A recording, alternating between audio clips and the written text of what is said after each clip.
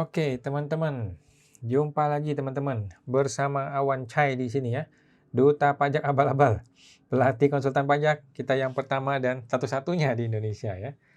Teman-teman, selamat merayakan Hari Imlek ya. Bagi teman-teman yang merayakan ya, bagi teman-teman yang merayakan, Kongsi Facai ya. Bagi yang merayakan Imlek, selamat merayakan Hari Imlek di tahun kuda ini ya, tahun kuda api 2026. Kita live Instagram gratis teman-teman ya, di channelnya Pajak Smart ini, tiap hari Senin jam 8 malam. Dan seperti biasa, gue perlu disclaimer dahulu nih guys ya, di awal, bahwa semua yang gue sampaikan di video ini adalah pendapat pribadi gue 100% teman-teman ya. Ini bukanlah kajian akademis, tidak dapat dibuktikan kebenarannya, dan belum tentu juga sesuai dengan peraturan pajak yang berlaku ya guys. Jadi mohon koreksinya kalau ada yang salah ya. Nah, walaupun gua seorang konsultan pajak yang resmi ya teman-teman, tetapi isi video ini bukanlah saran profesional konsultan pajak buat Anda semua ya teman-teman. Anda semua tidak bisa dan tidak boleh menjadikan video gua ini sebagai satu-satunya pedoman bagi Anda ya untuk melaksanakan kewajiban pajak lu gitu. Karena kan masing-masing orang punya kasus yang berbeda-beda gitu guys ya. Nah, mohon konsultasikan ke konsultan pajak Anda masing-masing atau ke penyuluh di KPP ya, apabila teman-teman mau bertanya yang lebih spesifik lagi ya mengenai perpajakan Anda. Awan akan tersedia secara gratis dan langsung ya di live Instagramnya Pajak Smart tiap hari Senin jam 8 malam. Oke, teman-teman yang mau bertanya silahkan tuliskan di bagian kolom komentar. Oke, kita promo dulu nih teman-teman ya. Kita promo dulu buat teman-teman yang mungkin masih perlu ya, mungkin masih ada yang bingung mengenai SPT tahunan orang pribadi.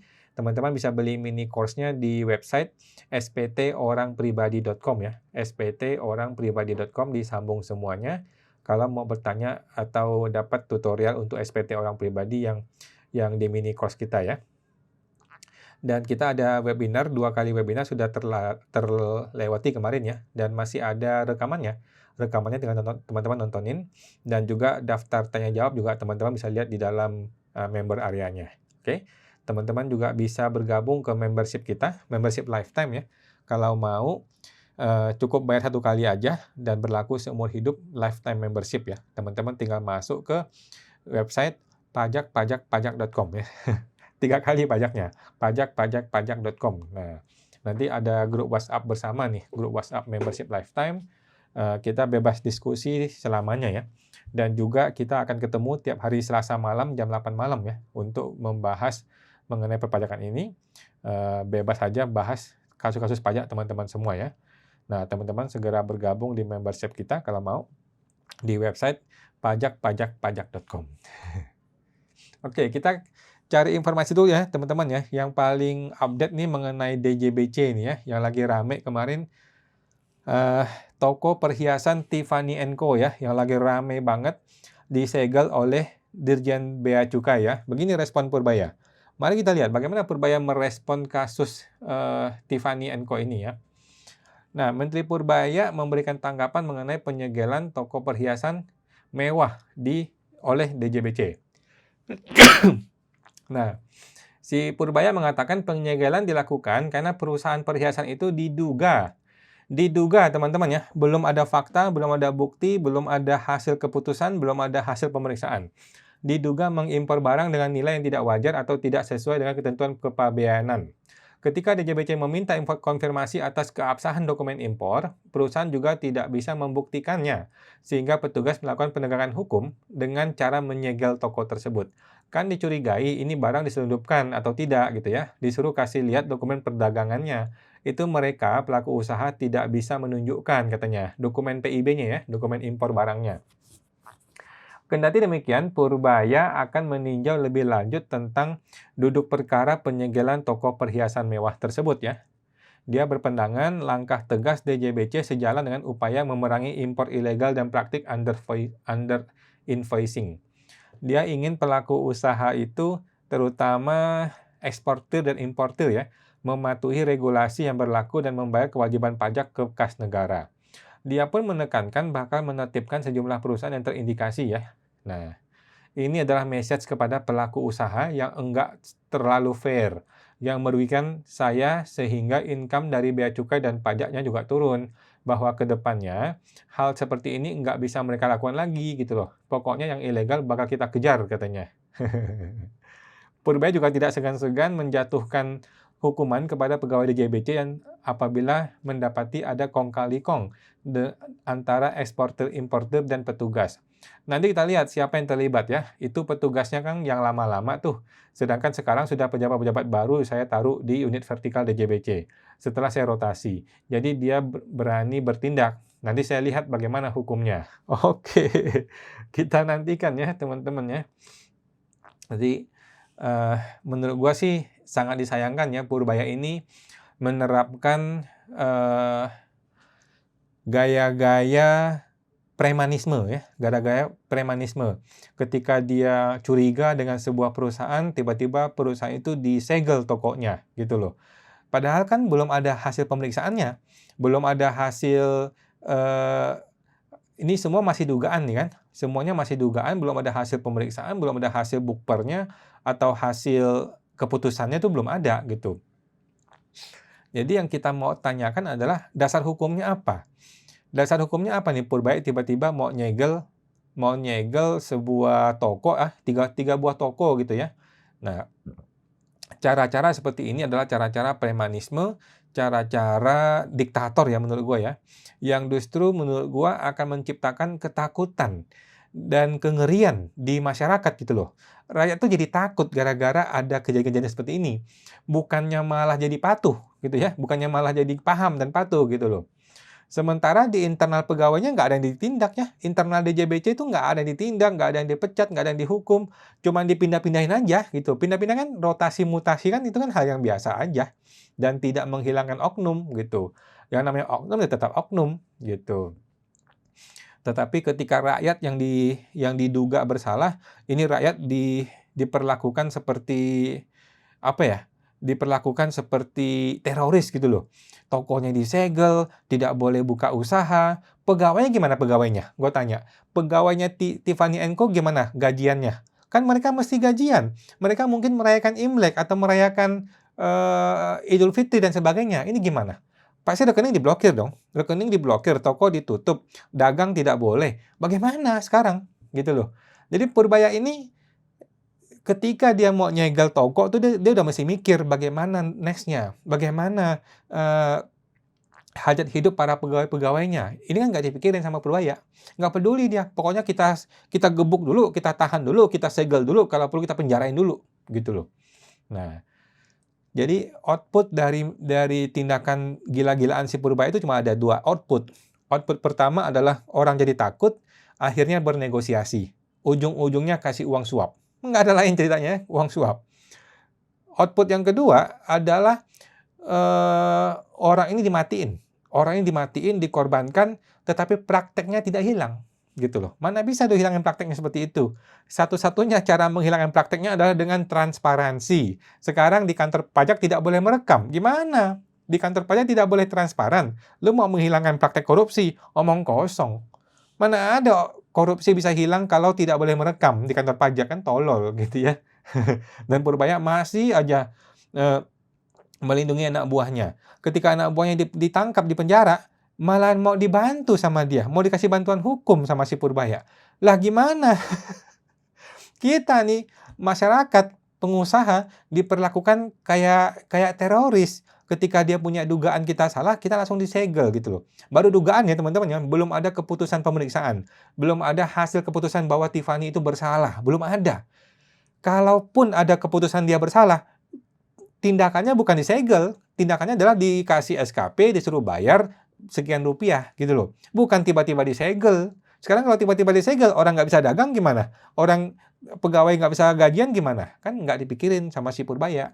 Purbaya kan maunya kan heboh dulu, ramein dulu, kita matiin dulu, kita gebuk dulu, nanti efeknya belakangan gitu ya. Aduh, kasihan banget. Menurut gue sih tidak menimbulkan kepatuhan sukarela, tetapi akan menimbulkan ketakutan.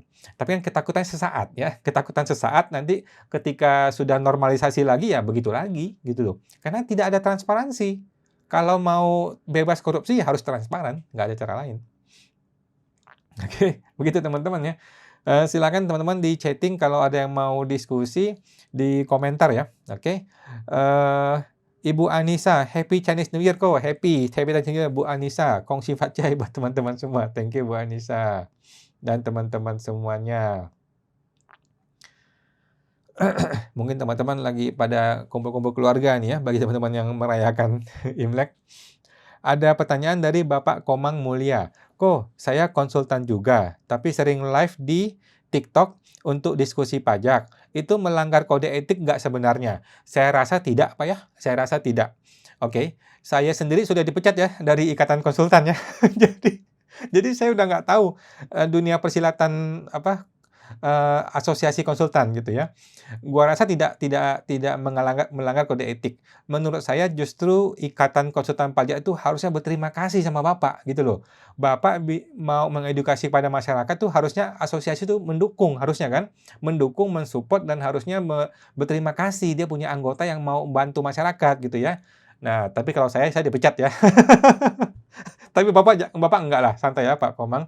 Saya yakin Bapak bagus dan tidak akan dipecat dan tidak melanggar kode etik. Kalau Bapak ragu-ragu, Bapak coba email aja, email kepada dewan pengawasnya apakah tindakan saya melanggar kode etik gitu ya. Kalau melanggar, cari asosiasi lain ya. Oke, thank you Pak Komang, semoga terbantu. Bapak Erwin Sia, kok profit dari saham itu diinput di mana? Nah, jawabannya tidak ada tempat untuk menginput, teman-teman ya. Di SPT tahunan itu tidak ada tempat untuk menginput yang namanya profit dari saham. Nah, tetapi di kertas kerja gua, teman-teman tinggal masuk ya, kertas kerja gua tinggal diambil di gratis.sptorangpribadi.com. Nah, di kertas kerja gua itu ada kolom untuk menuliskan profit atau keuntungan dari jual beli saham. Nah, keuntungan itu akan menjadi penambah harta sehingga dapat terhitung untuk kewajaran SPT. Kira-kira begitu Pak Erwin ya. Kalau di formulir standarnya Cortex tidak ada kolom untuk menginput keuntungan dari saham. Ya, sudah betul kok. Nanti kita masih input manual di kertas kerja internal kita. Oke, thank you Pak Erwin, semoga terbantu. Bapak Jono X Jojo, malam Pak Jono. Perusahaan EMKL di kawasan Berikat menerbitkan faktur pajak 08 dan di invoice-nya ada jasa lain seperti Warkat. Apakah Warkatnya bisa diterbitkan kode 04? Oke. Kalau menurut saya sih Pak ya, menurut saya semua transaksi di kawasan Berikat itu tidak bisa 04. Kalau menurut saya ya, sepemahaman saya, semuanya 08. Walaupun itu adalah BKP atau JKP biasa. Menurut saya begitu sih, kecuali terjadinya transaksi itu di luar kawasan Berikat, maka bisa tuh 04 gitu. Sepemahaman saya sih gitu Pak ya, sepemahaman saya semuanya 08 kalau di kawasan Berikat. Oke, thank you Pak Jono, semoga terbantu. Bapak Jono, intinya apakah perusahaan boleh menerbitkan dua kode faktur berbeda? Jawabannya boleh, boleh ya. Satu perusahaan boleh menerbitkan berbagai macam kode faktur itu boleh. Tergantung dari mungkin lokasi atau tergantung dari jenis barangnya itu boleh, boleh-boleh saja. Cuman tadi maksud saya adalah karena berhubung lokasi kejadiannya ada di kawasan Berikat, sehingga ini menjadi bebas pajak, bebas PPN. Oke, thank you Pak Jono, semoga terbantu. Bapak YNNEFR 014. WPOP UMKM yang sudah lebih dari 7 tahun dan 2025 tidak ada minta NPPN karena tidak tahu. Lalu sekarang bagaimana? Apakah masih bisa pakai 0,5%? Jawabannya bisa, Pak. Bisa ya. Orang yang sudah mencetak NPPN ataupun belum mencetak NPPN tetap bisa menggunakan 0,5% sampai Desember 2029. Sepemahaman saya begitu. Oke, thank you Pak YNNEFR. Semoga terbantu. Bapak I Yusuf, malam Pak I Yusuf. WP pribadi punya NPWP sejak 2024 dan sudah punya gaji. Tetapi saat itu belum punya nomor EVIN. Apakah perlu minta EVIN dulu untuk lapor SPT 2024 atau langsung SPT 2025 saja via Cortex? Oke, jadi yang pertama, kita mesti lihat hartanya ada apa enggak. Kalau hartanya ada, terbentuk nih ya, ada mobil, deposito, dan sebagainya yang nilainya mungkin cukup besar, maka dia perlu lapor mundur. Begitu udah lapor mundur 2024 dan sebelumnya, itu wajib pakai EVIN. Ya, 2024 dan sebelumnya wajib EVIN. Tetapi kalau dia tidak punya harta atau habis untuk biaya hidup, maka dia langsung aja tembak 2025, ya. Begitu dia tembak 2025, maka dia hanya gunakan Cortex saja, tidak usah pakai Evin. Sepemahaman saya begitu, Pak, ya. Tergantung harta sebenarnya. Kalau hartanya nggak ada, ya udah langsung hajar 2025, gitu. Oke, thank you Pak Yusuf, semoga terbantu. Bapak Gaps Molly, kok emas fiktif di SPT itu 1,5 kilogram. Wow, sebaiknya bagaimana? Dihapus jadi masalah tidak? Kalau didiamkan, bingung. Kalau disuruh isi harga sekarang kok, sebaiknya gimana? Oke, jadi kalau menurut gua teman-teman ya, bagi teman-teman yang punya emas fiktif atau hartanya fiktif, maka 2025 saatnya untuk dihapus. Artinya betul-betul dihilangkan. Dihilangkan berarti kan hartanya turun. Nah, harta turun kan ada dua kemungkinan. Kemungkinan pertama adalah barang itu dijual. Kemungkinan kedua adalah barang itu memang fiktif, ya kan? Nah, kita kasih keterangan di internal kita. Di internal kita, kita kasih keterangan di kertas kerja ya, bahwa emas itu dulunya ada, sekarang nggak ada dengan alasan awalnya itu begini ceritanya. Dan itu memang barang fiktif, sehingga saya buang, saya keluarkan dari SPT. Namun tidak ada penjualan, karena ini bukanlah barang dijual, ini adalah barang yang fiktif. Oke? Nah, kemudian suatu hari apakah ini berpotensi dipanggil pajak? Jawabannya bisa saja, bisa aja ya. Nah, dan ketika dipanggil pajak, kita mesti menjelaskan. Kita jelaskan ceritanya nih bahwa begini, begini, begini, itu barang fiktif gitu ya. Nah, apakah orang pajak akan setuju atau nggak setuju? Ya terserah dia, ya kan? Kalau orang pajak sependapat, berarti kan beres masalahnya. Dia terima, dia paham, dia oke gitu kan. Kalau orang pajak tidak sependapat, artinya orang pajak bilang ada penjualan, ya. Orang pajak memaksa kita bayar pajak, maka kita harus naik ke pengadilan, gitu ya. Nah, kita mesti naik pengadilan dan minta kebijaksanaan dari hakim untuk memutuskan, begitu Bu. Oke, dan kita tidak bisa menang sendiri gitu ya. Kita nggak bisa mencari sebuah cara yang pasti aman, pasti nggak ada pemeriksaan, pasti nggak kena masalah dan aman tuh nggak ada cara seperti itu ya. Jadi kita mesti berani ambil risiko. Kita mau jadi orang jujur atau mau jadi orang yang salah terus gitu ya, gitu loh. Jadi sebaiknya kalau menurut gua sih sekarang saatnya kita jadi orang jujur, gitu. Jadi jujur kita buang barang yang memang nggak ada, gitu. Dengan demikian kita berani ketika nanti kita ketemu orang pajak, kita berani menjelaskan, "Oh begini loh ceritanya." Gitu loh. Kalau dia bisa terima ya bagus, kalau dia nggak bisa terima, kita maju ke pengadilan, gitu. Biar nanti hakim yang putuskan. Oke, thank you Bu Gaps Molly, semoga terbantu. Bapak Heri is 79, kok Prefer CV apakah dilaporkan di kolom yang sama dengan dividen PT? Jawabannya berbeda ya. Prefer CV itu punya kategori sendiri. Karena di SPT WPOP dilaporkan sebagai bukan objek pajak. Iya. Jadi Pak, bukan objek pajak itu ada beberapa kategori kan. Jadi bukan objek pajak atau kategori penghasilan yang tidak termasuk objek pajak kan ada namanya sumbangan, ada hibah, ada warisan, ada dividen, ada lagi nih prefer. Prefer itu namanya adalah pembagian laba usaha yang tidak berdasarkan atas saham. Nah, begitu Pak. Itu namanya prefer di situ. Ya. Di kelompok yang sama tetapi bukan dividen, namanya ada khusus prefer di situ. Oke, thank you Pak Heri, semoga terbantu. Ibu Nino Wijaya tanya kok, untuk meyakinkan pertanyaan minggu lalu, saya akan melakukan pembetulan karena ada kesalahan laporan. Nggak apa-apa ya kok? Jawabannya nggak apa-apa Bu, nggak apa-apa. Boleh-boleh saja bikin pembetulan, boleh-boleh aja. Ya, nggak ada masalah ya, silakan dilakukan. Apakah nanti kena panggil pajak? Ya bisa aja, ya tinggal kita jelaskan.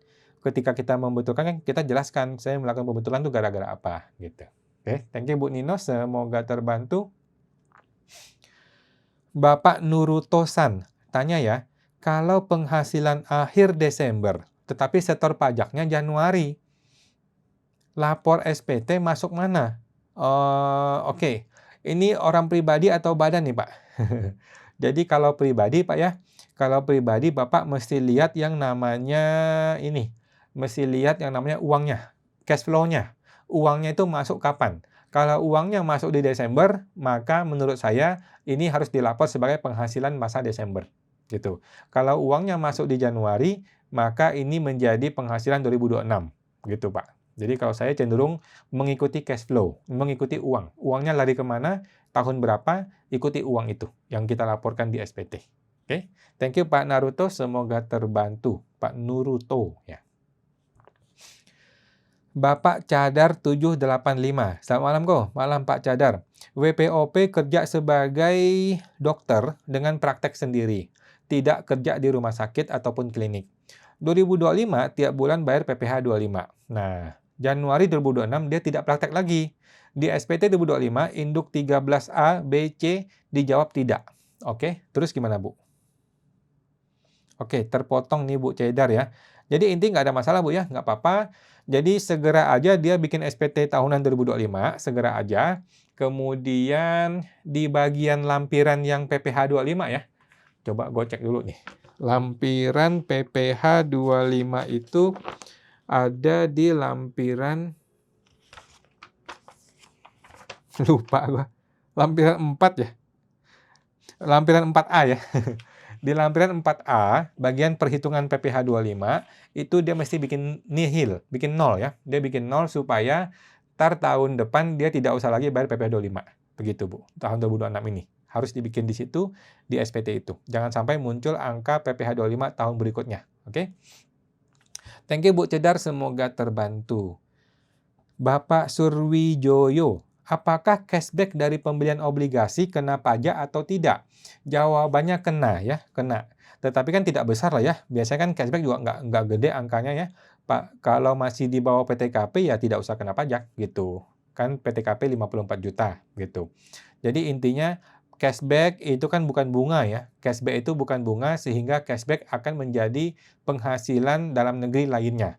Dengan begitu menjadi objek pajak seperti biasa. Oke, thank you Pak Surwijoyo, semoga terbantu. Bapak Jono X Jojo, kok yang dimaksud di kawasan berikat itu lokasi perusahaannya atau lawan transaksinya? Bagaimana jika lawan transaksi di luar kawasan berikat? Oke, jadi bukan di situ Pak, bukan lihat dari siapa pelaku usahanya, tetapi melihat transaksinya ada di mana, gitu Pak. Kalau transaksinya kejadiannya di kawasan berikat, maka itu adalah tidak kena pajak. Walaupun dua-duanya perusahaan berasal dari luar berikat, gitu. Sepemahaman saya begitu ya. Jadi bukan lihat domisili dari para pihak, tetapi yang dilihat adalah kejadian transaksi di mana, penyerahan barangnya ada di mana. Nah, kalau penyerahannya terjadi di kawasan berikat, maka nggak kena pajak. Kalau penyerahannya terjadi di luar kawasan berikat, maka menjadi kena pajak, kena PPN. Setahu saya begitu, Pak. Oke. Thank you Pak Jono, semoga terbantu. Ibu Nino Wijaya, kok kalau tadinya laporannya masuk ke perhiasan ya, mau dipindah kepada emas batangan. Apakah bisa ya? Karena yang sebenarnya itu adalah emas batangan, cuman salah input dari beberapa tahun lalu. Menurut saya bisa, Bu. Bisa ya. Jadi malah lebih tepat ya. Malah lebih tepat dia, kalau emang dulunya salah, ya sekarang kita benarkan gitu ya. Yang penting tidak ada penjualan gitu kan. Jadi emas perhiasan tinggal diganti menjadi emas batangan. Sudah betul, Bu. Oke. Thank you Bu Nino, semoga terbantu. Bapak Bregaskara, kok mau tanya, saya seorang trader forex dan saya belum memiliki MPWP. Akan tetapi harta saya sudah miliaran. Bagaimana caranya saya lapor pajak? Oke, yang pertama, Bapak hubungi konsultan pajak ya, karena ini uang miliaran. Bahaya kalau lapor sendiri nanti masalah. Yang kedua, menurut saya nih Pak, menurut saya Bapak mesti lapor mundur. Bapak mesti lapor mundur. 2025, 2024, 2023, 2022, mungkin beberapa tahun mundur supaya Bapak bisa mengalami perpajakan yang lebih rendah, gitu ya. Karena kan kalau tiba-tiba ada penghasilan 1 miliar di 1 tahun, itu kan bisa kena 30% pajaknya. Tapi kalau Bapak mundurin di 4 tahun contohnya, 4 tahun kalau masing-masing tahun dapat 250 juta gitu, itu kan masih bisa di layer 15% atau 25% gitu. Jadi semakin lama lapor mundur akan semakin bagus karena kena layer pajak yang lebih rendah gitu. Cuman lebih repot aja mesti lapor mundur. Begitu sih Pak Bregaskara. Oke. Thank you Pak Baskara, semoga terbantu. Bapak Cadar 785, apakah benar? Apakah harus lapor atau kirim pemberitahuan kepada KPP? Kan bulan Januari sudah tidak mengangsur PPh 25. Oke, jadi gini Bu, Ibu segera saja mengajukan SPT tahunan. Setelah Ibu mengajukan SPT tahunan, maka PPh 25 berikutnya itu mengikuti SPT tahunan ini, gitu loh. Tetapi kalau Ibu belum lapor SPT tahunan, maka PPh 25 itu mesti mengikuti yang Desember kemarin. Nah, jadi supaya Ibu bisa turun PP 25-nya, ada dua cara. Cara pertama adalah mengajukan permohonan pengurangan, cara kedua adalah langsung lapor SPT. Nah, di dalam SPT itu, Ibu nyatakan bahwa PPh 25 tahun berikutnya adalah 0. Dengan begitu, mulai besok, Ibu sudah tidak usah angsur PPh 25. Kira-kira gitu, Bu Cadar. Semoga terbantu, Bu Cadar. Bapak Swanting, Ibu ya. Pak, kalau beli villa atas nama berdua, si Mr. A dan Mr. B, tahun 2025, kemudian dijual, tapi bukti potongnya hanya atas nama A, nggak ada CS, jadi di Kortex langsung masuk ke SPT. Bagaimana dengan si B? Bangunan terjual tapi tidak ada PPh-nya. Oke, nggak apa-apa Bu, nggak apa-apa. Jadi si A tetap mengakui bagiannya si A, si B tetap mengakui bagian B. Oke? Nah, nanti di SPT-nya si B itu, dia tinggal mengakui ada penghasilan final senilai sekian, kemudian PPh-nya sekian. Nah, kemudian dites, bisa lapor nggak? Kalau bisa lapor ya bagus, kalau nggak bisa lapor ya udah, dihapus, nggak bisa, tetapi kita punya catatan internal ya. Catat di internal, di kertas kerja bahwa saya ada jualan, ada beli atau jual aset senilai sekian, PPh-nya sudah dibayarkan oleh si Mr. A, gitu. Jadi di catatan internal aja kita mencatat, gitu Bu. Tetapi janganlah kita langsung semuanya lapor di A, jangan. Tetap si A lapor bagian si A, si B lapor sebagian si B.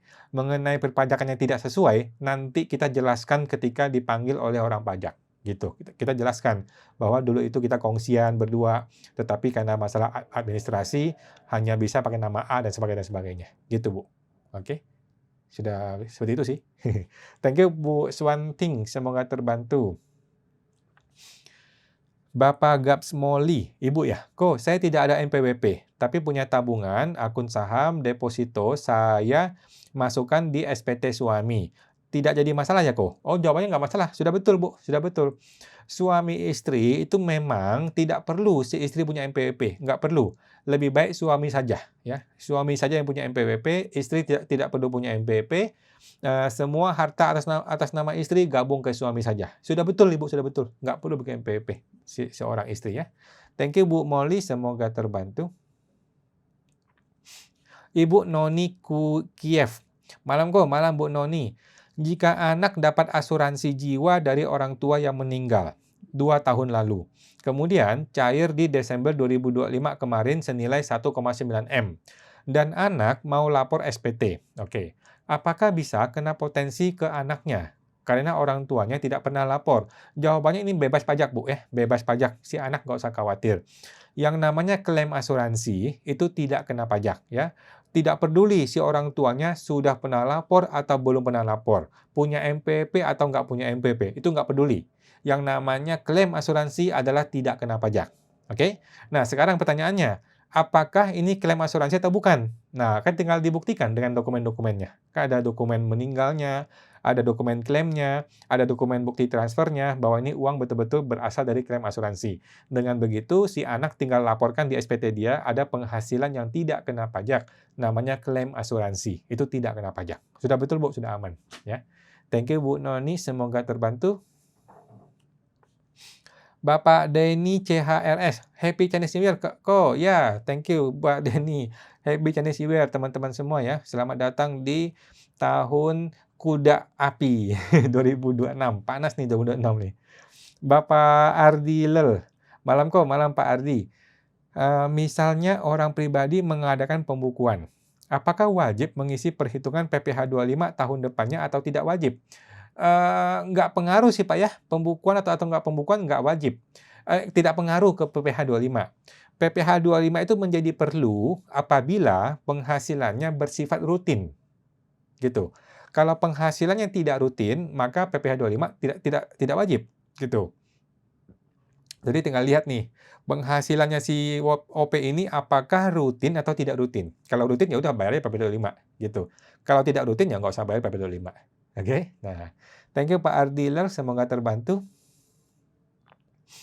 Ibu Unit. Bukti potong freelance-nya bulan Juni sampai Desember itu muncul di portal freelance. Tetapi yang Januari, Mei nggak muncul. Oke, nggak ada masalah Bu Yunis ya. Januari sampai Mei tidak muncul, Ibu tinggal input manual. Ya, Ibu boleh menginput manual kalau memang dia tidak muncul. Setahu saya masih bisa kok diinput manual ya. Oke, jangan-jangan belum dibikinin sama si pihak perusahaannya. Tetapi kalau Ibu pegang bukti potongnya, PDF-nya ya boleh kok dilaporkan. Oke, thank you Bu Yunit, semoga terbantu. Bapak Jono Jojo, PPN dan PPh 25 badan Desember itu dibayar Januari. Apakah di neraca akhir tahun PPh badan bisa termasuk pasifah hutang pajak? Jawabannya bisa. Bisa ya. Jadi PPh 25 Desember itu walaupun dibayar Januari tetap masuk ke masa Desember gitu ya. Tetap masuk di PPh dibayar di muka, kreditnya adalah hutang PPh 25. Itu sudah betul ya, tetap masuk ke masa 2025 dan dikreditkan untuk 2025. Itu yang betul. Oke, thank you Pak Jono, semoga terbantu. Bapak Antonius Gondo, saya merasa hasil kerja Purbaya benar-benar omong kosong. Setuju Pak, emang omong kosong itu orangnya. Saya sih menyalahkan Pak Awan karena terus-terusan mendorong Sri Mulyani mundur. Just joking ya, joking teman-teman ya. Di negeri Konoha ini kita mesti banyak-banyak bercanda ya. Thank you Pak Antonius, semoga terbantu. Bapak Unit, bukti potong freelance-nya nggak muncul di L1E. Oke, nggak apa-apa Bu. Yang tidak muncul kita boleh input manual. Ya, coba Ibu berusaha untuk input manual, bisa nggak? Kalau emang nggak bisa, ya udah penghasilan Ibu nggak usah diakuin. Gitu ya. Jadi kalau emang dia muncul ya bagus, kalau dia nggak muncul ya kita tambahin sendiri. Thank you Bu Yunis, semoga terbantu. Bapak Nuruto-san, kalau uang donasi atau belanja sudah terpotong Pak Nuruto, terpotong. Coba ketik lagi, mohon maaf ya Pak Nuruto. Bapak Bugatti 188. Malam malam Pak Bugatti. Kalau suaminya MT, penghasilan istri selain A1, apakah ada yang lain lagi yang harus diinput di lampiran L4? Makasih Oke. Lampiran L4 itu adalah perhitungan PHMT ya. Jawabannya semua yang non-final, Pak. Semua yang penghasilan istri maupun suami yang non-final itu harus diinput di formulir lampiran 4 itu ya, yang PHMT. Mesti diinput di situ. Nah, kalau yang final tidak usah diinput ya. Hanya yang non-final itu perlu diinput dan akan terjadi perhitungan penggabungan PHMT kemudian akan dipecah proporsional. Kira-kira begitu. Oke, thank you Pak Bugatti, semoga terbantu. Ibu Nino Wijaya, bunga deposito dan bunga tabungan itu minta bukti potong dari bank ya Jawabannya tidak perlu ya, Ibu tinggal masuk ke aplikasi MyBCA aja. Atau cukup ambil dari MyBCA. Iya, cukup Bu. Sebenarnya yang dicantumin itu apa aja sih dari bukti potong itu? Tidak perlu kok, Ibu hanya perlu nilai brutonya sama nilai pajaknya. Udah gitu doang. Ya, nilai bruto bunga sama nilai pajak yang 20%. Udah gitu aja. Jadi tidak perlu ngapa-ngapain sih, nggak perlu minta bukti potong. Cukup minta dari aplikasi MyBCA. Gitu. Oke, thank you Bu Nino, semoga terbantu. Ibu Mijin, Awan, kalau PT dari awal berdiri itu laporan 3 tahun rugi, itu gimana Ya nggak apa-apa Bu, nggak apa-apa kalau emang rugi ya. PT non-PKP masih pakai 0,5%. Oh oke, nggak apa-apa Bu ya, namanya perusahaan rugi ya mau gimana, masa mau dipaksain untung, ya memang sudah rugi. Oke, thank you Bu Mijin, semoga terbantu. Bapak Bugatti 188, penghasilan reksadana itu input di mana ya? Penghasilan reksadana. Apakah sudah bebas PPh? Makasih Oke.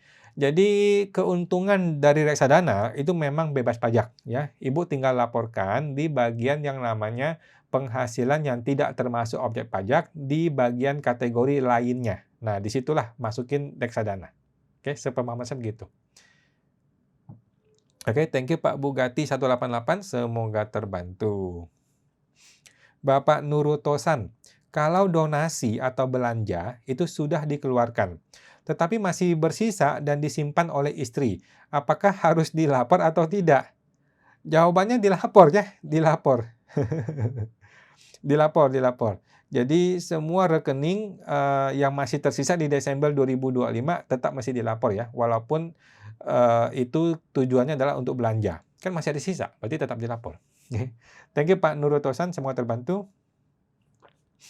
Ibu Nino Wijaya, katanya bukti potong sudah masuk otomatis di Cortex ya kok, jadi nggak perlu minta ke bank. Kalau PPh final kayaknya nggak keluar ya. PPh final ada yang bilang keluar, ada yang bilang nggak keluar. Jadi kita nggak usah pusing. Kalau keluar ya bagus, kalau nggak keluar maka kita input manual, gitu loh. Sedangkan minta ke bank, itu dari aplikasi bisa kok. Dari aplikasi MyBCA atau aplikasi-aplikasi bank sudah bisa menyediakan data mengenai bunga dan pajak atas bunganya, gitu. Jadi sudah langsung aja minta pakai aplikasi. Tidak usah datang ke bank. Oke. Thank you Bu Nino, semoga terbantu. Bapak Panjiwa, malam Pak Panji. UMKM orang pribadi dilaporkan PPh final 0,5%. Oke. Privo yang diambil dari usaha tersebut oleh pemilik usaha, apakah harus dilaporkan juga di penghasilan bukan objek pajak? Jawabannya tidak usah ya, karena orang pribadi bukan pembukuan ya. Kalau orang pribadi bukan pembukuan, maka tidak usah gitu. Kalau orang pribadi pencatatan ya, hanya mengakui pembayaran pajak atas omset aja udah. Tidak ada penghasilan Privo.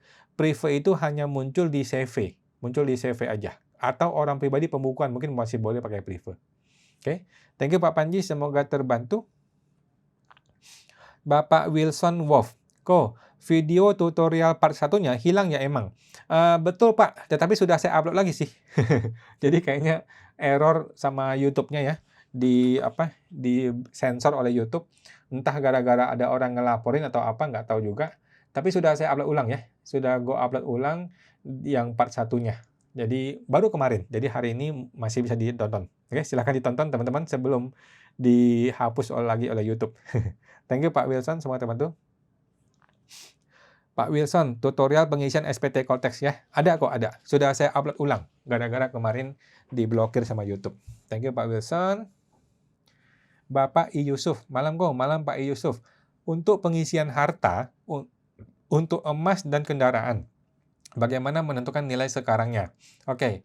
Untuk emas batangan Pak ya, nilai saat ininya adalah 2,5 juta per gram. Oke, untuk emas batangan. Kalau gua pakai 2,5 juta per gram, jadi tinggal dikalikan berapa gram. Untuk kendaraan, kalau saya langsung samakan dengan harga perolehan. Ya, kalau kendaraan, motor, mobil, saya gunakan harga saat ini adalah sama dengan harga perolehan. Gitu. Oke, thank you Pak Yusuf, semoga terbantu. Bapak Cadar 785, Ibu ya, menyambung pertanyaan tadi, yang dokter yang berhenti praktek. Karena pakai NPPN, itu di induk muncul lampiran 3B, bagian C dan 3A, 4 bagian A. Bagaimana cara supaya muncul lampiran 4A? Supaya muncul lampiran 4A. Oke. Coba Ibu ini deh. Coba Ibu gunakan kertas kerja saya. Ya, coba pakai kertas kerja saya yang namanya gratis.sptorangpribadi.com. Oke, nanti di situ Ibu isi aja di bagian lampiran 4A. Begitu Ibu isi lampiran 4A, nanti otomatis di atasnya akan menyesuaikan. Nah, setelah sudah menyesuaikan, nanti di Cortex tinggal ngikutin itu. Gitu Bu ya, mudah-mudahan paham ya. Kalau enggak mungkin Ibu boleh bergabung ke mini course kita ya. Mini course di sptorangpribadi.com. Oke, thank you Bu Cadar, semoga terbantu. Ibu Panjiwa, PT perorangan sudah tidak digunakan lagi. Apakah tetap lapor PPh Masah kok? Jawabannya nggak usah ya, nggak usah. Posisinya sudah tidak ada karyawan, tidak usah ya. Jadi kalau memang sudah nggak ada karyawan, maka tidak usah lapor SPT Masah, udah nggak perlu. Oke, thank you Pak Panjiwa. Tetapi perlu lapor SPT tahunan ya. SPT tahunan tetap wajib dilaporkan. Oke, thank you Pak Panji, semoga terbantu. Bapak Swan Ching. Berarti di lampiran PPh final, si A itu langsung dirubah dibagi 2. Betul. Di SPTB juga dimasukin bagi 2. Yes, betul Bu. Jadi masing-masing laporin sebagian-sebagian. Nah, masalah nanti pajaknya tidak sesuai, nanti Bu, kita kasih penjelasan ketika kita dipanggil oleh AR. Baru kita kasih penjelasan. Sementara ini kita laporkan sesuai yang kita mau dulu. Nah, nanti ketika dipanggil AR, loh kok beda nih antara pajak yang dibayar dengan yang diakui. Nah, kita jelaskan waktu itu nanti. Nah, ceritanya begini. Gitu ya. Thank you Pak Cuancing, semoga terbantu. Bapak Jono S. Joyo. Kok suaminya direktur PT A dan istrinya adalah komisaris PT B. Apakah istri perlu mencabut NPWP-nya? Suami direktur PT A, istri komisaris PT B. Oke, ini tidak wajib ya, tidak wajib. Kalau mau cabut itu boleh dan lebih bagus menurut saya. Menurut saya seorang istri tidak perlu punya NPWP. Jadi dicabut boleh aja, bagus gitu. Namun kalau istrinya merasa enggak gue pengen mandiri pengen punya NPWP sendiri, ya boleh-boleh saja, nggak masalah. Oke. Thank you Pak Jono, semoga terbantu. Bapak Gipta Suara, malamku tanya, NPWP pribadi UMKM kan masih nggak jelas tuh kepastian hukumnya. Ini yang sudah habis masa berlakunya, lapor SPT-nya bagaimana? Padahal sudah bayar 0,5%. Oke, jawaban saya adalah Bapak sudah benar ya, 0,5% itu sudah diperpanjang sampai Desember 2029. Oke, mengenai dasar hukum, di negeri Konoha tuh nggak perlu dasar hukum ya. Yang penting seorang Menteri Keuangan sudah ngomong diperpanjang, maka itulah dasar hukum ya. Udah nggak usah pakai dasar hukum. Di Indonesia itu, di negara Konoha itu nggak usah dasar hukum ya. Pokoknya si Purbaya udah bilang diperpanjang, udah selesai, kita percaya aja gitu ya. Kalau kita nggak percaya sama menteri, kita percaya sama siapa? Oke. Jadi Bapak sudah betul, silakan dilanjutkan 0,5% sampai Desember 2029 selesai. Oke. Thank you Pak Gipta Suara, semoga terbantu. Ibu Fitri Citra Manggala. Halo Bu Fitri, kenapa tiba-tiba di SPTOP ada penghasilan neto dan daftar bukti potong dari Shopee? Padahal saya juga nggak tahu itu dari mana asalnya. Diklik nggak bisa dilihat detail atau bisa dilihat dari mana asalnya. Oke, yang pertama, kalau kita mau lihat bukti potongnya, coba lihat di bagian dokumen saya. Oke, di menu dokumen saya itu mungkin bisa muncul kalau mau lihat bukti potongnya. Yang kedua, kalau nilainya kecil, udah kita nggak usah pusing. Kita nggak usah pusing, nggak usah mencari tahu dari mana datangnya. Kita langsung akui saja, kita langsung beresin SPT-nya. Kalau angkanya kecil. Oke? Yang ketiga, kalau angkanya besar dan angkanya bisa menyebabkan terjadinya gejolak di SPT kita, mungkin tiba-tiba kurang bayar jadi gede gitu ya, maka kita perlu menelusuri. Dari mana datangnya ini, jangan-jangan ada orang yang jadi afiliator pakai NPWP kita. Jangan begitu ya. Nah, cuman dalam pemahaman gue sih, biasanya Shopee itu nggak gede gitu, penghasilannya nggak gede gitu. Kalau cuma kecil-kecil berapa ratus ribu gitu ya, udah nggak usah pusing. Akui saja, langsung lapor SPT. Yang penting tidak LB ya. Kalau SPT jadi LB, tinggal kita akuin tambahan penghasilannya ke dalam penghasilan dalam negeri lainnya. Setelah itu ya kita tinggal lapor, tinggal bayar atau lapor gitu aja. Udah nggak usah pusing. Karena kalau kita mau ributin, kita mau kemana ributinnya? Repot kan? Jadi, kalau angkanya kecil, kita akui saja dan langsung bayar lapor kalau ada kurang bayar. Yang penting SPT tidak boleh LB. Oke, itu aja. Oke. Thank you Bu Fitri, semoga terbantu. Bapak Aries Dian. Untuk NPPN di kolom D, boleh dihapus pindah ke kolom 34B ya?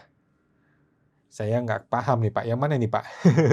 Coba Bapak fotoin di dalam grup ya. Kalau Bapak sudah gabung ke membership atau ke komunitas kita, coba difotoin Pak. Saya rasa Bapak otak-atik boleh-boleh saja Pak ya. Bapak otak-atik boleh-boleh saja sih. Yang penting Bapak kan paham nih maksudnya ya. Saya rasa nggak apa-apa sih, oke? Atau mungkin Bapak boleh screenshot di dalam grup kita ya, ke WA. Thank you Pak Aries Dian, semoga terbantu. Ibu Mejen, makasih kok, sama-sama Bu. Bapak Gaps Molly, tanya sekali lagi ya. Saya biasa dapat email faktur pajak. Itu perlu dimasukkan di konteks tidak Eko? Oh, jawabannya nggak usah, Bu. Nggak usah. Yang namanya faktur pajak itu sudah otomatis muncul di Kortex.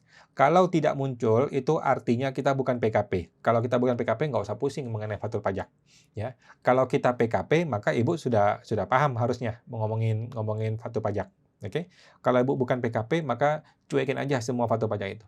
Oke, thank you Pak Ibu Molly, semoga terbantu.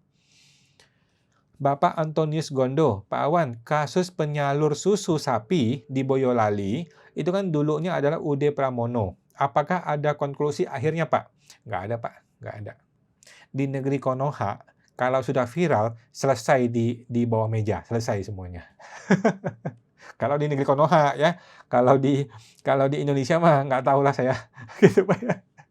Thank you Pak Antonius, semoga terbantu ya. Bapak Nurul Tosan, dengan memakai NIK ya, berarti semua orang adalah wajib pajak. Tidak begitu ya, tidak. Jadi NIK itu adalah NIK di KTP, tetapi kalau tidak diaktifasi menjadi NPWP, maka itu masih NIK biasa, itu bukan NPWP. Oke? Apa yang tidak berpenghasilan harus lapor bukan WP? Jawabannya tidak perlu ya. Orang yang tidak punya penghasilan dan tidak punya NPWP, maka tidak usah lapor SPT tahunan ya. Sedangkan orang yang punya NPWP, walaupun dia tidak ada penghasilan, dia tetap harus lapor SPT tahunan. Begitu Pak ya. Jadi NIK itu belum tentu wajib pajak. NIK itu belum tentu punya NPWP. NIK itu harus di-upgrade atau diaktifasi menjadi NPWP, barulah dia bisa berlaku sebagai wajib pajak. Oke? Thank you Pak Nuruto, semoga terbantu. Bapak Sanjaya 16889. WP orang pribadi UMKM itu KLU-nya adalah rumah kos ya, pengusaha kos-kosan. Sejak awal 2025, tambah usaha, buka toko jualan barang elektronik. Perlukah menambah KLU dagang? Oke, boleh Pak, boleh. Kalau mau Bapak tambahin aja KLU dagang ya, supaya menambah KLU aja, supaya lebih lengkap. Oke, thank you Pak Sanjaya, semoga terbantu. Ibu Listianai, bukti potong cashback dari bank digital BCA, jadiin lebih bayar. Kalau hapus bukti potong bolehkah? Jawabannya boleh kalau bisa ya. Jadi kalau bukti potong itu bisa dihapus, boleh Pak. Bu, silakan dihapus, kemudian hilang LB-nya ya. Namun, apabila bukti potong itu muncul dan tidak bisa dihapus, maka Ibu terpaksa mengakui saja, dan LB ini bisa dihilangkan dengan cara menambah penghasilan lain dalam negeri ya. Dengan cara menambah penghasilan dalam negeri lainnya ditambahkan supaya hilang LB-nya. Itu bisa. Oke. Thank you Bu Liestiane, semoga terbantu. Bapak Hardi Tanu Wijaya. Kalau kerja di luar negeri lebih dari 183 hari, apakah harus lapor SPT dan juga bayar pajak? Jawabannya harus lapor dan harus bayar pajak. Ya. Orang yang punya NPWP, walaupun posisi dia ada di luar negeri, sudah bertahun-tahun pun, tetap dia wajib lapor dan bayar pajak di Indonesia. Oke? Teknisnya bagaimana Nah, teknisnya sama aja seperti biasa Pak ya. Jadi orang yang di dalam negeri maupun di luar negeri, itu teknis melapor SPT itu sama saja. Oke? Ada biaya hidup, sewa apartemen, dan lain-lain, dihitung nggak Itu nggak dihitung ya. Orang pribadi itu tidak menghitung biaya hidup. Orang pribadi hanya menghitung penghasilan saja. Oke? Jadi yang kena pajak hanya penghasilan. Biaya hidup itu tidak dikurangkan. Nah, namun di internal kita boleh hitung. Di internal kita boleh menghitung bagaimana kenaikan harta dibandingkan dengan penghasilan kurangi biaya hidup. Dengan begitu kita bisa tahu SPT ini wajar atau nggak wajar gitu ya. Dan juga ada potongan pajak.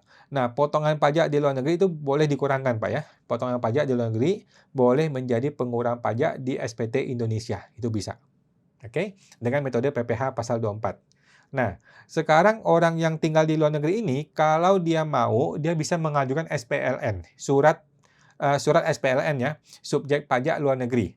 Dengan adanya surat SPLN ini, maka dia menjadi tidak perlu kena pajak atas penghasilan di luar negeri. Kira-kira begitu. Oke? Thank you Pak Hardi, semoga terbantu. Bapak Agung Nugroho 56. Kalau UMKM catering dapat bukti potong, gara-gara di era Cortex tidak bisa minta suket PP 55. Oke, kita ulang ya. UMKM-nya tuh catering, dapat bukti potong, gara-gara tidak bisa minta suket PP 55. Terus LB, solusi gimana? Oke. Apakah bukti potong dihapus atau mengakui pendapatan agar nihil? Atau biar mengajukan pengembalian? Oke, yang pertama, tidak usah mengajukan pengembalian, cari gara-gara ya. Nah, yang kedua, kalau ibu bapak mau hapus, boleh. Silakan dihapus, dicoba aja dihapus, bisa apa enggak. Kalau dia dihapus, berarti kan beres masalahnya. Oke. Yang ketiga, kalau ternyata tidak bisa dihapus, maka terpaksa bapak menambahkan penghasilan lainnya supaya tidak LB. Begitu Pak. Jadi semua cara bapak ini sudah bisa dijalankan, bapak sudah paham gitu. Cuman kalau pengembalian janganlah, nggak usah lah, nanti malah repot. Oke, thank you Pak Agung, semoga terbantu. Bapak Melki VPP. Malam Pak Melki. Bagaimana cara menarik data harta 2024 untuk di-copy ke kertas kerja? Caranya adalah saya sudah bikin ini, tutorialnya. Ada kok tutorialnya, Pak, ya. Bapak coba cek di YouTube. Kalau Bapak enggak, Bapak boleh masuk ke membership kita ya, atau ke ini, ke mini course. Di mini course kita tuh ada tuh, di member area-nya ada tuh tutorial untuk memindahkan harta 2024 ke 2025. Oke, kalau enggak, seingat saya sudah publish di YouTube. Oke. Thank you Pak Melki, semoga terbantu. Ibu Oimailan Wijaya. Malam Bu Mailan Wijaya. Misalnya di CV anak ada modal orang tua, tetapi nilai kecil, cuman 20 juta. Oke. Apakah harus dicantumkan atau tidak? Perlu, soalnya sudah lewat 2024. Apakah perlu perbaikan SPT tahunan orang tua, masukin modal atau tidak? Oke. Kalau menurut saya sih Bu, perlu dimasukin ya. Nah, jadi kan ini angka kecil nih. Nah, berhubung ini angka kecil, langsung tembak ke 2025 nggak apa-apa lah ya. Karena angkanya cuma 20 juta itu kecil banget. Langsung tembak ke SPT 2025 aja gitu, boleh juga. Kalau Ibu mau pembetulan itu lebih bagus ya. Kalau ada waktu mau pembetulan itu boleh gitu. Tetapi yang pasti 2025 harus masuk tuh modal di CV 20 juta tersebut. Di bagian di orang tuanya ya. Nah, di SPT orang tua. Oke, thank you Bu Melan Wijaya, semoga terbantu. Bapak Sanjaya 16889. WP orang pribadi UMKM omsetnya itu jauh di bawah 4,8 M. Tetapi pada portal saya informasi umum itu muncul omsetnya lebih dari 4,8 M per tahun. Kenapa? Jawabannya adalah itu memang error di Cortex ya. Itu salahnya Cortex, errornya Cortex. Dan kita nggak usah pusing. Biarin aja, nggak usah diapa-apain. Toh nggak bisa diubah juga anyway. Oke? Thank you Pak Sanjaya, semoga terbantu. Bapak Gunartiku. Malam Pak Gunartiku. Apakah WPOP harus Cortex juga? Jawabannya harus ya. Semua orang wajib menggunakan Cortex untuk SPT 2025. Oke, thank you Pak Gunartiku. Semoga terbantu. Bapak Surwijoyo. Malam Pak Awan. Ya, malam Pak Sur. Bagaimana? Bapak Sandi Cho. Aset yang sudah habis masa penyusutannya masih harus diinput di daftar penyusutan SPT Badan? Jawabannya masih wajib diinput ya. Kalau Bapak tidak bisa isi 0, maka Bapak terpaksa isi Rp1 aja. Gitu. Oke. Thank you Pak Sandi, semoga terbantu. Bapak Joni 800 SE. Malam Pak Joni mau tanya. Isi SPT tahunan pribadi UMKM. Tetapi saya bayar dari Januari. Mau saya tambahin di Januari omsetnya. Malah lebih dari 4,8 M setahun. Ada solusi nggak kok? Oke, solusinya adalah biarkan dia menjadi LB. Untuk masa Januari, Bapak harus melakukan PYSTT. PYSTT itu sama seperti pemindah bukuan. Nah, jadi Bapak minta pengembalian PYSTT supaya Januari bisa terkoreksi menjadi 0. Oke? Kalau Bapak masih ragu-ragu, Bapak komunikasi sama AR aja. Nah, oke? Komunikasi ke AR, Bapak jelaskan bahwa Januari saya salah bayar nih. Januari harusnya saya masih di bawah 4,8, masih di bawah 500, tetapi saya terpaksa bayar karena nggak ngerti. Kemudian kalau saya tambahin malah jadi 4,8 M ke atas, solusinya adalah PYSTT, minta kembalikan gitu. Kalau AR bilang tidak usah minta kembalikan, dihangusin aja. Oh bagus, malah bagus kalau bisa dihangusin gitu. Masalahnya adalah di Cortex bagaimana? Jadi di Cortex itu mungkin tidak bisa kalau masih tidak benar perhitungan pajaknya. Oke, begitu Pak Joni, semoga terbantu. Bapak Melki VPP, tanya lagi kalau usaha orang pribadi ingin pindah ke badan, sebaiknya CV atau PT yang lebih mudah dalam hak administrasi karena kurang mengerti. Oke, gini Pak Melki, CV, PT, PTP itu sama saja. Dalam hak administrasi, perpajakan, akunting itu sama persis, sama aja. Oke. Nah, sekarang apakah Ibu satu orang atau dua orang nih? Kalau satu orang saja, maka mendirikan PTP lebih bagus. PT perorangan itu lebih tepat. Kalau dia dua orang, maka boleh CV, boleh PT. Nah, kalau dia lebih dari 3 orang, sudah pasti PT. PT biasa ya, kalau dia lebih dari 2 orang. Gitu. Kalau dia mainnya jasa, maka lebih enak ke PT atau PTP. Kalau dia mainnya barang, ya CV boleh. CV atau PT perorangan. Seperti itu sih, Bu. Oke. Thank you Pak Melki, semoga terbantu. Bapak Surwijoyo, berapa potongan pajak untuk cashback dari pembelian obligasi? Potongan pajaknya normal ya, PPh orang pribadi progresif yang 5, 15, 25, 30 gitu. Namun kan ada batasan PTKP. Nah, PTKP ini yang bikin orang kena lebih bayar. Oke. Thank you Pak Surwijoyo, semoga terbantu. Bapak Agung Nugroho 56. Kalau emas perhiasan, harga saat ini berapa kok? Kalau emas perhiasan kan nggak jelas tuh ya. Kalau nggak jelas ya udah Bapak tinggal samain dengan harga perolehan aja. Kalau nggak mau pusing ya, samakan dengan harga perolehan. Terus kalau dokumen tidak ada bagaimana? Karena sudah lama, makasih. Nggak perlu Pak, nggak perlu dokumen ya. Kalau memang nggak ada dokumen ya tinggal dikasih strip saja. Dikasih tulisan strip saja kalau nggak ada dokumen. Oke. Thank you Pak Agung Nugroho, semoga terbantu. Bapak Sandico, jika orang tua sudah 80 tahun, apakah harus dinonaktifkan NPWP-nya dan segera dihibahkan hartanya ke anaknya? Oh, boleh-boleh saja, Pak. Terserah si bapak ya, si ayah ya. Kalau si ayah merasa harta dia mau dibagikan sekarang sebelum dia meninggal, ya boleh-boleh saja. Setelah dia hibahkan dibagikan, semua sudah habis, dia mau tutup NPWP-nya, oh boleh. Mau dinonaktifkan juga boleh. Bebas, Pak, bebas. Ikuti aja maunya si ayah, oke? Thank you Pak Sandi, semoga terbantu.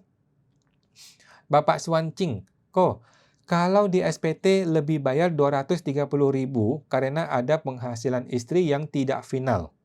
Apakah di SPT induk bank harus diisi? Jawabannya harus diisi kalau Bapak mau minta kembalikan ya. Kalau Bapak mau minta kembalikan LB-nya, maka itu harus diisi. Tetapi kalau Bapak tidak mau dikembalikan LB-nya, maka nggak usah diisi ya. Bapak mesti paksakan SPT itu menjadi KB, menjadi kurang bayar atau nihil. Caranya adalah dengan menambahkan penghasilan neto dalam negeri lainnya. Tambahkan supaya Bapak tidak menjadi LB SPT-nya. Oke. Thank you Pak Swancing, semoga terbantu. Bapak Jono Joyo, kok SPT OP UMKM 2025 penghasilan 500 juta itu bayar angsuran flat 50.000. Di SPT dimasukkan penghasilan dalam negeri lainnya atau gimana kok? Oke, saya takut salah nih Pak ya. Jadi Bapak sudah bayar 50.000 itu adalah PPh final, begitu ya?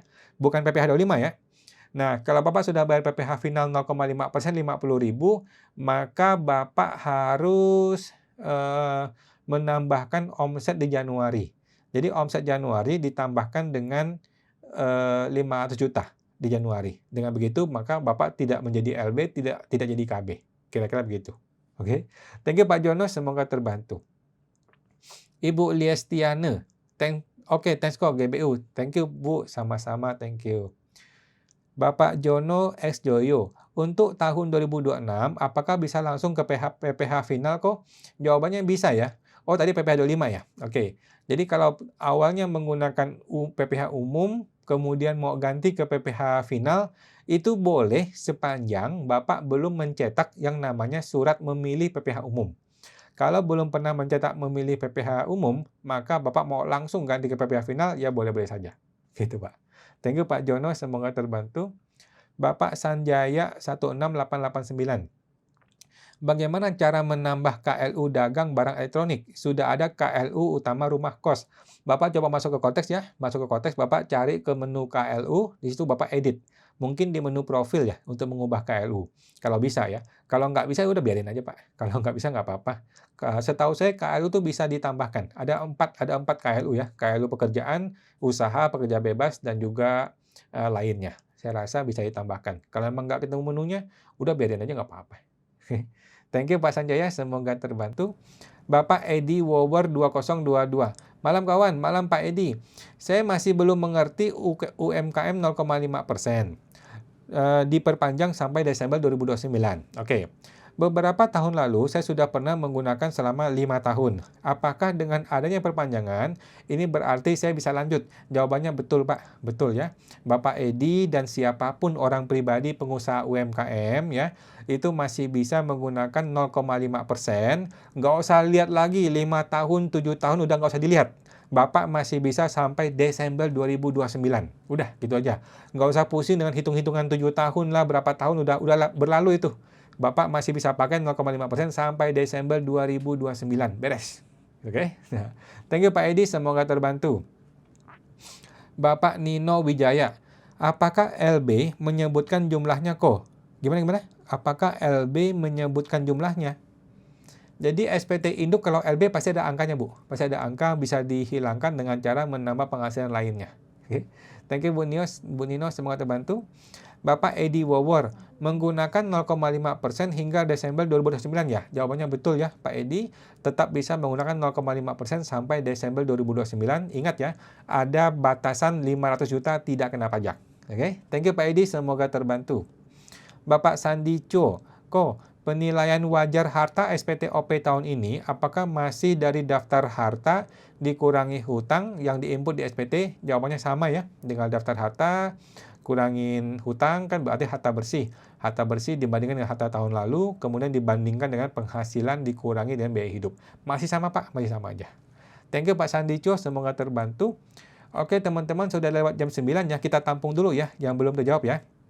Ada Bapak Wila MKS, ada Bapak Agung Nugroho, ada Ibu Dedek Dwi, kemudian ada Bapak Nuruto, Bapak Melki VPP, Ibu Tebi Tandra, Ibu Noviani Lucia, Bapak Deniemuts, Bapak Made Bagus, kemudian Bapak Cadar 785, kemudian Bapak Fransa Alexander. Oke, thank you teman-teman ya. Yang belum terjawab kita mohon maaf, kita akan jawab di video YouTube ya, YouTube-nya Pajak Smart. Thank you teman-teman, kita jumpa lagi di hari Senin depan jam 8 malam dan selamat merayakan Hari Raya Imlek ya, kongsi facai buat teman-teman yang merayakan. Thank you semuanya, sampai jumpa. Mari.